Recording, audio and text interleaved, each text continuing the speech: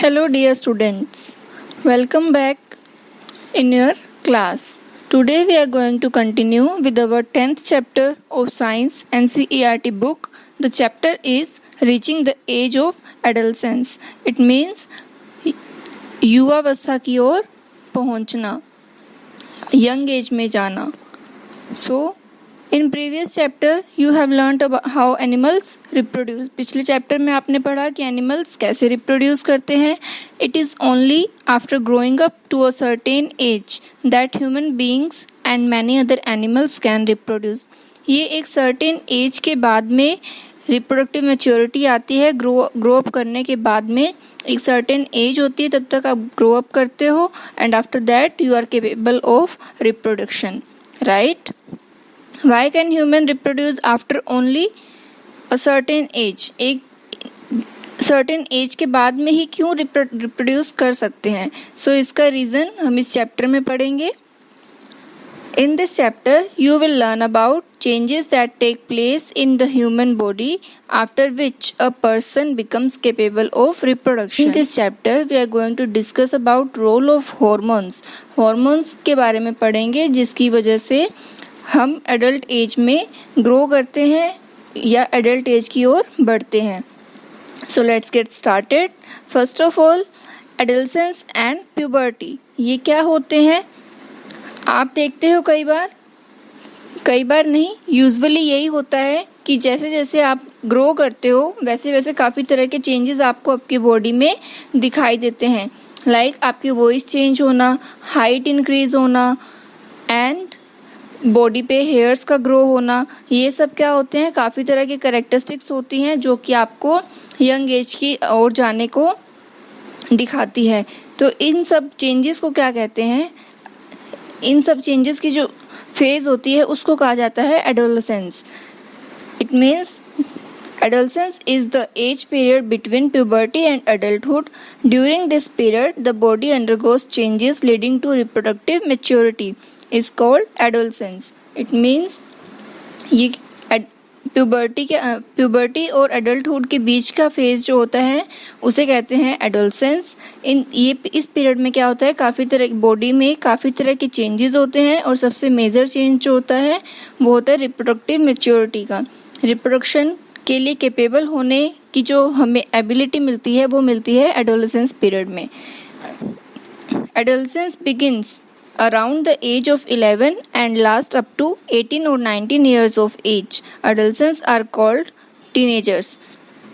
Adolescence की जो period होता है वो होता है एज 11 से लेकर 19 और 18 तक. तो ये पीरियड टीन का पीरियड होता है, 13 to 19, 18 और 19. तो टीन का पीरियड होता है, इसलिए इस एडोलेसेंट्स को क्या कहा जाता है? टीनेजर्स भी कहा जाता है. नाउ प्यूबर्टी के बारे में हम पढ़ते हैं. तो प्यूबर्टी क्या है? The human body undergoes several changes during adolescence. Adolescence के ड्यूरिंग काफ़ी तरह के चेंजेस ह्यूमन बॉडी में देखने को मिलते हैं. These changes mark the onset of puberty. ये चेंजेस जब चेंजेस होने स्टार्ट होते हैं तो उस पीरियड को क्या कहा जाता है? प्यूबर्टी. इट मीन्स प्यूबर्टी को हिंदी में कहते हैं यौवनारंभ या यौवनारंभ. इट मीन्स अडल्टहुड पीरियड का जो अडल्सेंस की तरफ जाने का जो फेज स्टार्ट होता है उस पॉइंट को कहा जाता है प्यूबर्टी. एंड ड्यूरिंग अडल्टहुड जाने तक के पीरियड को कहा जाता है एडोलेसेंस. ओके, अब काफ़ी तरह के चेंजेस प्यूबर्टी के ड्यूरिंग हमें देखने को मिलते हैं. इसमें पहला चेंज है increase in height. It means height में इंक्रीज होना. The most conspicuous change during puberty is the sudden increase in height. Height में चेंज होता है अचानक से. At this time the long bones that is the bones of the arms and the legs elongate and make a person tall. इस period में क्या होता है? या तो आर्म की बोन्स, बाजू की बोन्स या फिर लेग्स की बोन इलोंगेट होती है, बढ़ती है और हाइट में इंक्रीमेंट करती है. जनरली क्या होता है? गर्ल्स जो है वो बॉय से ज़्यादा तेज़ी से ग्रो करती है एंड अबाउट 18 ईयर्स की एज में मैक्सिमम हाइट को गेन कर लेती है गर्ल्स. एंड बॉयज़ में it take almost 19 years the rate of growth in height varies in different individuals, अलग अलग इंडिविजुअल्स में वेरी करती है ग्रोथिंग की rate. Some may grow suddenly at puberty and then slow down, while others may grow gradually. कुछ में क्या होता है, स्टार्टिंग में तो काफ़ी हाइट बढ़ती है, देन कम हो जाती है, और किसी में धीरे धीरे बढ़ती है, ग्रेजुअली इंक्रीज होती है हाइट, और किसी में क्या होता है, पहले कम होती है और बाद की एज में ज़्यादा बढ़ती है. सो you must have noticed that height of an individual is more or less similar to that of some family member. आपने देखा होगा कि इंडिविजुअल्स की जो हाइट होती है वो फैमिली मेंबर्स के साथ भी मैच करती है. आपके फादर अगर लंबे हैं तो हो सकता है आपका ब्रदर भी लंबा होगा, या आपकी सिस्टर लंबी होगी, या आप खुद लंबे होगे. तो ये कैरेक्टर्स आपको आपके पेरेंट्स से मिलते हैं. हेरिडिटरी कैरेक्टर्स भी होते हैं, कुछ इनमें हॉर्मोन्स का रोल होता है. इसके बाद में सेकंड चेंज होता है change in body shape. Body की शेप में चेंजेस आते हैं. In boys the muscle of the body grow more prominently than in girls. Boys में जो मसल्स बढ़ती है वो गर्ल्स से ज़्यादा ग्रो करती है. These changes occurring in adolescent boys and girls are different. इसी वजह से बॉयज़ में और गर्ल्स में जो चेंजेस होते हैं बॉडी शेप में वो अलग अलग होते हैं. बॉयज़ में क्या होता है, चेस्ट एरिया ज़्यादा ब्रॉड होता है, जबकि गर्ल्स में वेस्ट का पार्ट ज़्यादा ग्रो करता है, ब्रेस्ट ग्रो करती है. थर्ड चेंज हम पढ़ते हैं वॉइस चेंज. वॉइस चेंज में क्या होता है, हमें पता है at puberty the voice box और the larynx begins to grow. Larynx क्या होता है, जिससे हमारा साउंड प्रोड्यूसिंग सिस्टम जो होता है दैट इज कॉल्ड लैरिंग्स, या फिर इसे वॉइस बॉक्स भी कहते हैं, जिससे हमारी आवाज़ निकलती है. Boys develop larger voice boxes. The growing voice box in boys can be seen as a protruding part of the throat called Adam's apple. It means boys में क्या होता है, एक गले में, गर्दन के पास गले में उभरा हुआ पार्ट दिखाई देता है, इसे कहते हैं एडम्स एप्पल. ये क्या होता है, ये वॉइस बॉक्स होता है जो कि बॉयज़ में उभरा हुआ दिखाई देता है, प्रोट्रूडिंग पार्ट होता है, जबकि गर्ल्स में ये बाहर की तरफ शो नहीं होता है. इसका काम क्या होता है, ये वॉइस की हार्शनेस या फिर पिच को कंट्रोल करता है. और प्यूबर्टी की एज में क्या होता है, बॉयज़ की वॉइस जो होती है वो हार्श हो जाती है, काफ़ी हैवी हो जाती है, जबकि गर्ल्स की आवाज़ काफ़ी श्रिल साउंड करती है, तीखी आवाज़ हो जाती है. राइट. इसके बाद में मेजर चेंजेस क्या आते हैं, increased activity of sweat and sebaceous gland. It means sweat and sebaceous होते हैं ऑयल ग्लैंड्स जो कि ऑयल प्रोड्यूस करती है. इनकी फंक्शन में भी काफ़ी एक्टिवनेस आ जाती है, काफ़ी एक्टिव हो जाती है ये ग्लैंड्स, और ऑयल एंड स्वेट की वजह से टीनेजर्स में एक्ने को कोज करती है. इट मीन पिंपल, आप देखते हैं टीनेजर्स में पिंपल होने स्टार्ट हो जाते हैं स्किन पे. तो ये किस वजह से होते हैं, ये होते हैं इन ग्लैंड्स के एक्टिव होने की वजह से. Next, development of organs at puberty. Mail and female sex organs develop completely and start to produce gametes like sperms and ova. Puberty में क्या होता है, हमने प्रीवियस चैप्टर में पढ़ा है, रिप्रोडक्टिव ऑर्गन्स होते हैं मेल एंड फीमेल में. तो ये अच्छे से जब डेवलप हो जाते हैं तो क्या करते हैं, गैमेट्स को प्रोड्यूस करना स्टार्ट करते हैं, गैमेट्स रिलीज करते हैं. मेल रिप्रोडक्टिव ऑर्गन्स जो होते हैं वो स्पर्म को रिलीज करते हैं, एंड जो फीमेल रिप्रोडक्टिव ऑर्गन्स होते हैं दे रिलीज ओवा और एग. ओवरीज से रिलीज होती है ओवा, एंड टेस्टिस करते हैं स्पर्म को रिलीज. इसके बाद में नेक्स्ट पॉइंट आता है reaching mental, intellectual and emotional maturity. As the name is showing, term is showing, mental, intellectual and emotional maturity भी टीनेजर्स में काफ़ी आ जाती है. Adolescence is a period of change in a person's way of thinking and behaviour. Adolescence period में क्या होता है, इंडिविजुअल के, बॉयज़ के या गर्ल्स के थिंकिंग में और उनके बिहेवियर में बहुत से चेंजेस आते हैं. उनको अपनी इंडिपेंडेंस ज़्यादा अच्छी लगने लगती है, उनको इंडिपेंडेंस चाहिए होती है, उनके खुद के थॉट्स होते हैं, सेल्फ कॉन्शियस हो जाते हैं, खुद के बारे में ज़्यादा सोचने लगते हैं। एंड समटाइम्स हाउएवर, एंड क्या होता है इसमें, इस पीरियड में, प्यूबर्टी के पीरियड में ब्रेन जो है वो बहुत ज़्यादा कैपेसिटी रखता है लर्निंग की। इसीलिए कहते हैं कि ये ऐसी एज होती है जिसमें या तो बहुत हम अच्छे ट्रैक पे जा सकते हैं या बहुत ही नेगेटिव ट्रैक पे जा सकते हैं। तो ये हमारे माइंड पे डिपेंड करता है, क्योंकि इस फेज़ में अलग अलग तरह के थॉट्स आते हैं माइंड में, लेकिन हमें खुद पे देखना है कि हमें किस ट्रैक पे जाना है।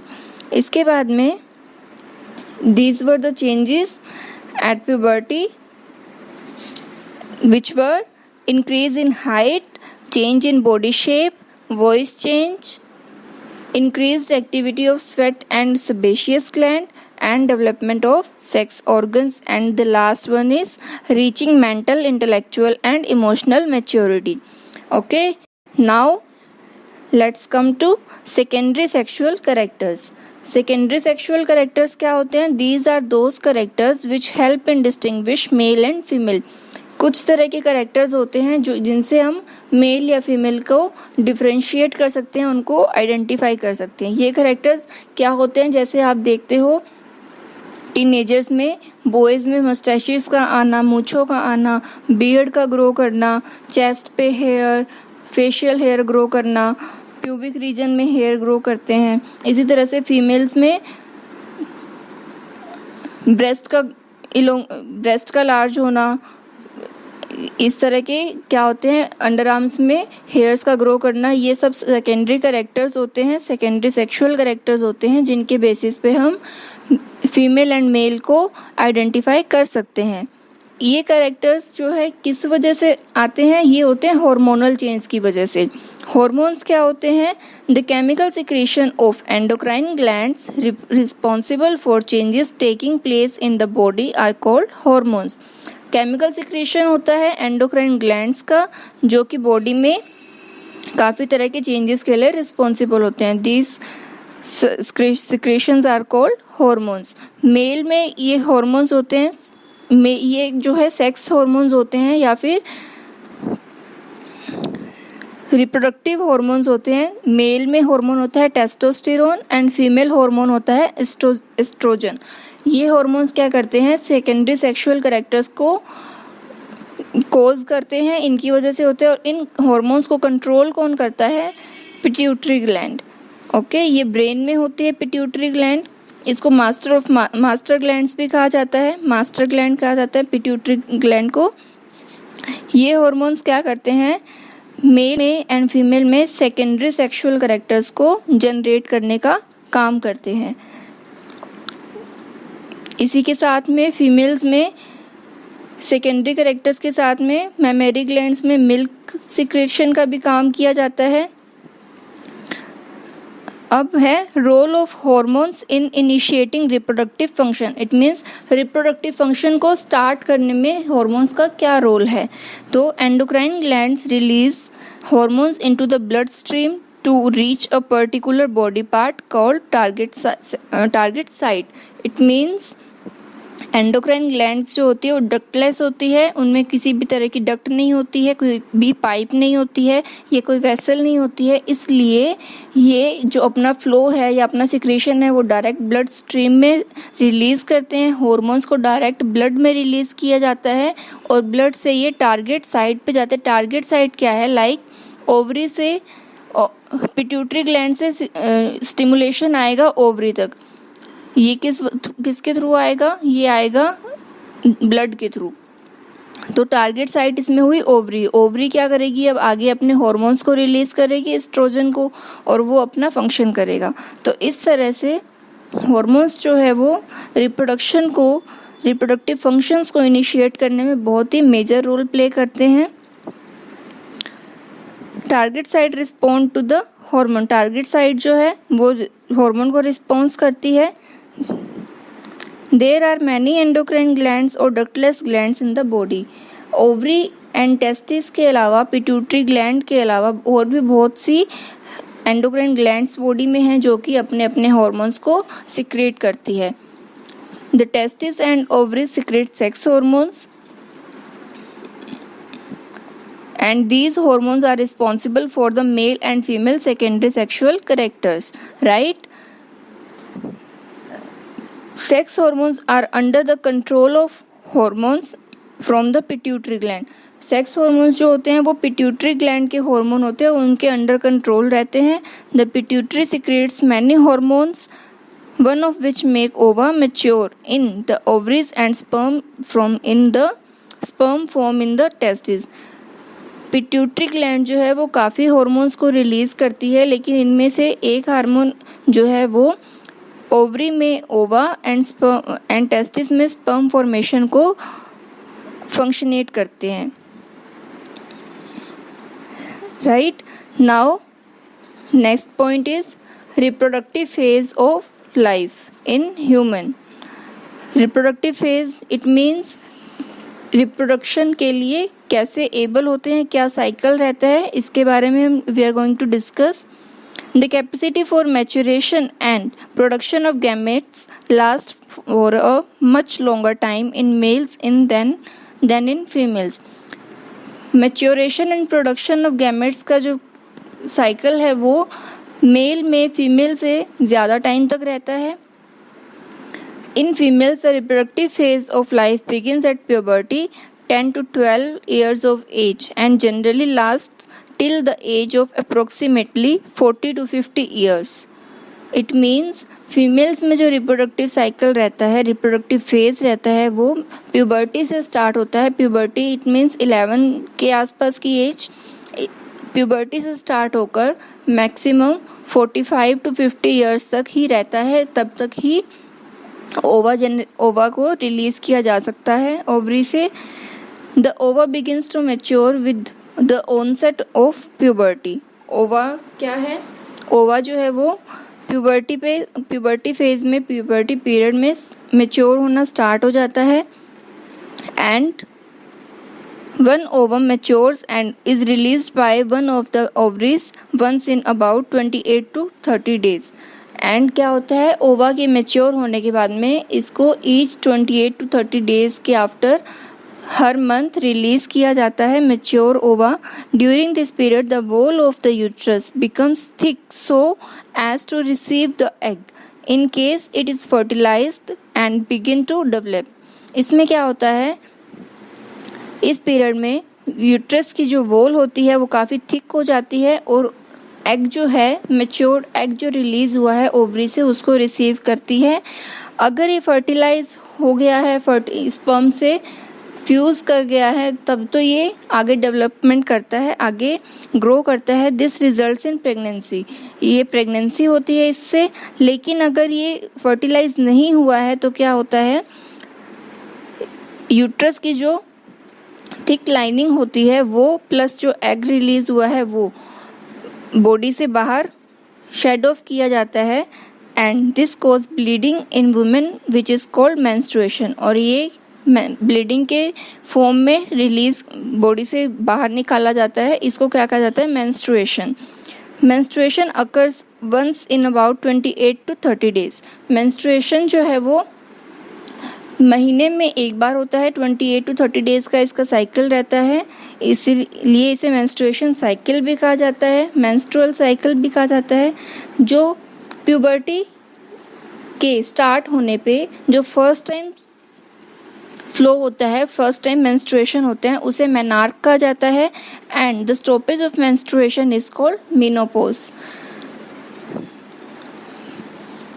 मेनार्क होता है, फर्स्ट मेंस्ट्रुएशन फ्लो होता है, that is called menarche. And the stoppage of menstruation is called menopause. It is approx 40 to 5 years की एज में होता है.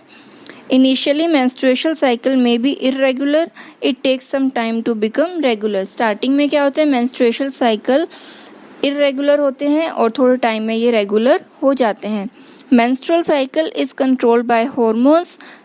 हार्मोन से कंट्रोल किया जाता है. The cycle includes the maturation of the egg, its release, thickening of uterine wall and its breakdown if pregnancy does not occur. इस cycle में क्या क्या होता है, एग का मैच्योरेशन, इसका रिलीज होना ओवरी से, देन यूटेराइन वॉल, यूट्रस की वॉल की थिकनिंग एंड इसकी ब्रेकडाउन. अगर प्रेगनेंसी नहीं हुई है तो इसकी ब्रेकडाउन। ये 4 स्टेप जो है वो मेंस्ट्रुअल साइकिल में होते हैं। मेंस्ट्रुअल साइकिल इसको कंटेन करता है, right. Now sex determination of baby. Baby का डिटर्मिनेशन कैसे करते हैं कि ये बॉय है या गर्ल है। तो the sex of a child whether it is a male or a female is determined at the time of fertilization when a male gamete fuses with the female gamete। Baby का जो या child का जो sex है वो fertilisation के time पे decide किया जाता है या फर्टिलाइजेशन के टाइम पे ही डिटरमाइन हो जाता है, because as we know all the human beings have 23 pairs of chromosomes. Nuclei में, सेल के न्यूक्लियस में क्रोमोसोम्स होते हैं जो कि हेरिडिटरी कैरेक्टर्स को कैरी करते हैं। We all know this. And chromosomes are present inside the nucleus of every cell. All human beings have 23 pairs of chromosome in the nuclei of their cell. Her human being में, if he is male or she is female, they contain or they carry 23 pairs of chromosome. In total 46 chromosomes. 2 chromosomes out of these are sex chromosomes. उन 23 pairs में से या 46 में से 2 chromosomes ऐसे होते हैं जो कि सेक्स क्रोमोसोम्स होते हैं, named X and Y. X and Y chromosome होते हैं। A female has 2 chromosomes, it means a female has 22 plus X और 20 और 44 plus XX chromosomes women carry or female carry, and male has one X and one Y chromosome। और mail में क्या होते हैं 22 plus X and 22 plus Y, total 46 हो गए। The gametes egg and sperm have only one set of chromosome। अब gametes में क्या होगा कि one set of chromosome होगा। जैसे अगर मेल में, फीमेल में तो सेम पेयर रहेगा 22 plus x and 22 plus x. अगर एक्स क्रोमोसोम जो है वो गर्ल को रिप्रेजेंट करता है एंड वाई क्रोमोसोम मेल का है वो बॉय को रिप्रेजेंट करता है।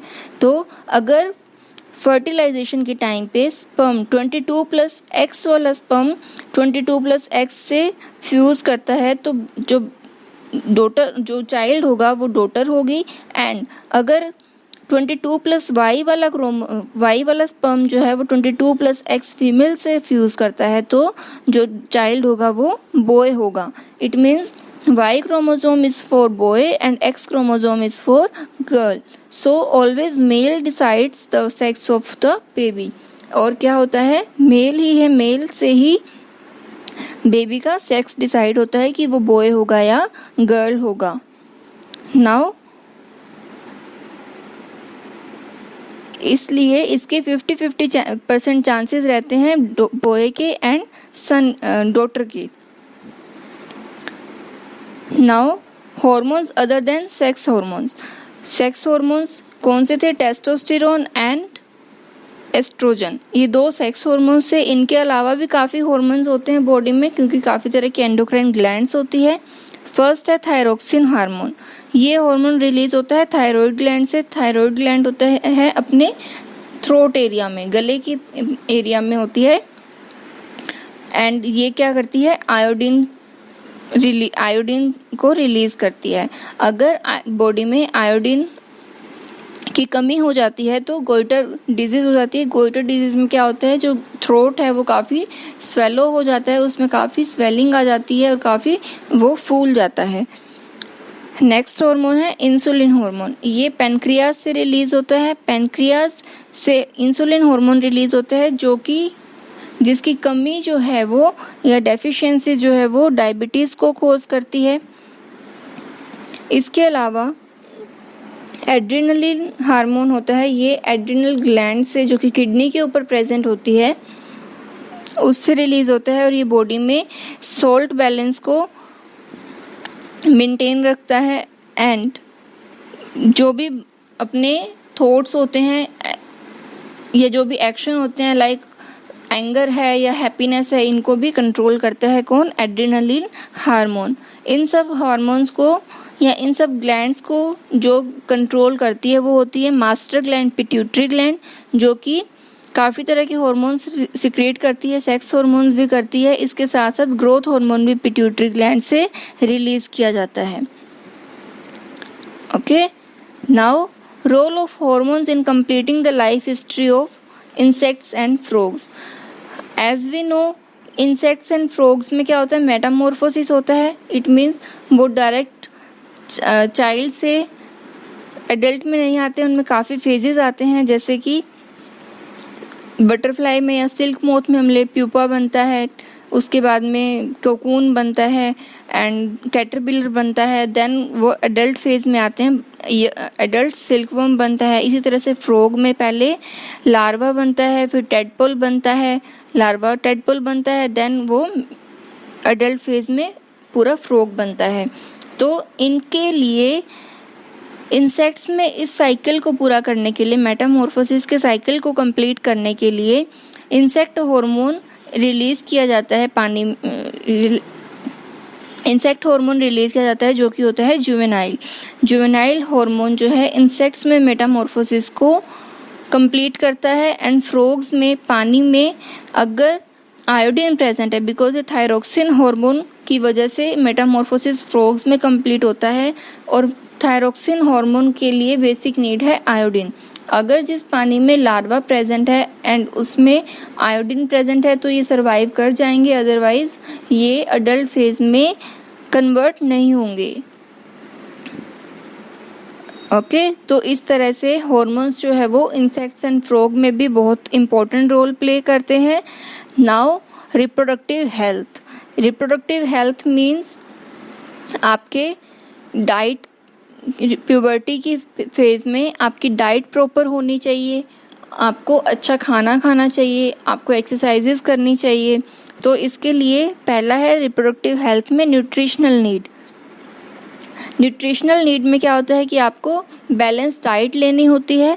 बैलेंस डाइट क्या होती है? Balance diet means that the meals include protein, carbohydrates, fats and vitamins in required proportions. It means एक बैलेंस डाइट में जितने भी फूड कंपोनेंट है, एसेंशियल फूड कंपोनेंट्स है, वो प्रेजेंट होने चाहिए। और वो कौन कौन से होते हैं? A balance diet contains protein, carbohydrates, fats, vitamins and minerals. ये सब आपकी डाइट में प्रेजेंट होना चाहिए। और इंडियन मील में roti and rice and dal and vegetables, ये हैं बैलेंस मील को रिप्रेजेंट करते हैं। Milk is a balanced food in itself, milk भी उतना ही एसेंशियल है। Plus fruits also provide nourishments, fruit भी आपको प्रॉपरली इनटेक करना चाहिए, खाना चाहिए, राइट। एंड इन्फेंट्स में क्या होता है? जो छोटे न्यूबॉर्न बेबीज़ होते हैं उनके लिए मदर का जो मिल्क है वो ही पूरा नरिशमेंट उनको प्रोवाइड करवाता है। जितने भी बॉडी में नीड होती है नरिशमेंट की, वो सब एनर्जी की, वो सब कौन देता है? मदर का जो मिल्क होता है वही। इसके बाद as we know iron builds blood, iron से क्या बनता है? खून बनता है। तो हमें आयरन रिच फूड भी लेना चाहिए जो कि है leafy vegetables, meat, citrus, Indian gooseberry जिसे आंवला भी कहते हैं, आर गुड फॉर एडल्सेंट्स। ये क्या है? आपकी डाइट में होने चाहिए। पैकेट वाला फूड या टिन फूड होता है, पैक्ड फूड होता है, ये आपको नहीं खाना चाहिए। और if you take that then you have not to skip your meal. अगर आप बाहर का कुछ खा लेते हो, जंक फूड खा लेते हो, तो उसके बाद में आपको आपका मील जो है, आपका खाना जो है, उसको स्किप नहीं करना है। खाना आपको daily and time to time खाना है। इसके बाद में पर्सनल हाइजीन यानी कि साफ़ सफाई, प्राइवेट पार्ट्स की, बॉडी की हर पार्ट की क्लीनिंग आपको करनी है। All parts of the body should be washed and clean every day. Body का हर पार्ट अच्छे से धुलना चाहिए और साफ होना चाहिए। If cleanliness is not maintained then there are chances of catching bacterial infection. अगर बॉडी में क्लीनिंग नहीं होगी तो क्या होगा? बैक्टीरियल इन्फेक्शन के रिस्क भी बढ़ जाते हैं। Now physical exercises, physical exercise करने से क्या होता है, मसल स्ट्रोंग होती है, बॉडी बिल्डिंग अच्छी होती है। Walking and playing in fresh air keeps the body fit and healthy. Walk करने से, फ्रेश एयर में खेलने से क्या होता है, बॉडी फिट एंड हेल्दी रहती है। All young boys and girls should take walk, exercise and play outdoor games. जितने भी यंग बॉयज़ एंड गर्ल्स हैं उनको वॉक करनी चाहिए, एक्सरसाइजेज भी करनी चाहिए, प्लस उन्हें आउटडोर गेम्स भी खेलने चाहिए। Now it's the major point that is say no to drugs. It means drugs के लिए मना करना। इस फेज में क्या होता है, प्यूबर्टी में क्या होता है, काफ़ी तरह के थॉट्स माइंड में रहते हैं, कॉन्शियसनेस रहती है, और अगर आपको कोई भी आपका फ्रेंड है या कोई भी है आपको ड्रग्स देने की कोशिश करता है तो आप उसको डायरेक्टली बोलोगे no, because they are very harmful for your body. Drugs से क्या होता है, अगर आपने एक बार ले लिया तो उसके आप हैबिचुअल हो जाते हो। ड्रग्स के बिना आपकी बॉडी काम करना बहुत कम कर देती है, क्योंकि मेंटेलिटी ऐसी बन जाती है कि नहीं, हमें तो इस चीज़ की नीड है, हमें तो ये लेना ही है, but that is causing harm to your body, right. तो आपको ड्रग्स से दूर रहना है, ऐसी किसी भी चीज़ से, अल्कोहल से, इन सब से दूर रहना है। And here our chapter is completed, in which we learnt about how a body gets its reproductive maturity, right? I hope you have understood all the content very well. Thank you. If you have any query, then drop it in comment section.